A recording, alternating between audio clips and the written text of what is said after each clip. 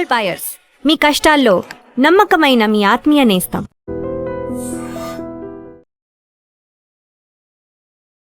వర్షాకాలంలో ప్రజలకు ఇబ్బందులు తలెత్తకుండా ముందస్తు చర్యలను వేగవంతం చేయాలని Cyberabad police commissioner doctor M Ramesh సూచించారు.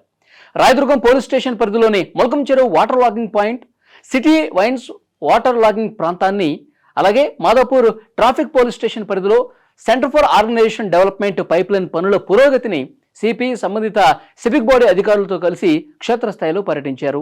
అక్కడున్న పరిస్థితిని పరిశీలించారు. వాటర్ లాగింగ్ సమస్యకు కారణమవుతున్నటువంటి అంశాలను అధికారులు వివరించారు. వర్షపు నీరు వేగంగా వెళ్లేలా అవసరమైన చర్యలను తక్షణమే చేపట్టాలని సిపి సూచించారు. డ్రైనేజీ వ్యవస్థ సామర్థ్యాన్ని పెంచడం, నీటి ప్రవాహానికి అడ్డంకులు తొలగించడం, పనులను నిర్ణీత గడువులోగా పూర్తి చేయడం ద్వారా ప్రజలకు, వాహనదారులకు ఎలాంటి ఇబ్బందులు కలగకుండా చూడాలని ఆదేశించారు. అలాగే సిఓడి పైప్లైన్ పనులను వేగవంతం చేసి ట్రాఫిక్ అంతరాయం కలగకుండా తగిన జాగ్రత్తలు చేపట్టాలని సూచించారు. పనులు జరుగుతున్న ప్రదేశాల్లో భద్రతా ప్రమాణాలు పాటించడంతో పాటు అవసరమైన ట్రాఫిక్ మళ్లింపులపై ప్రజలకు ముందస్తు సమాచారం అందించాలని సంబంధిత అధికారులను ఆదేశించారు.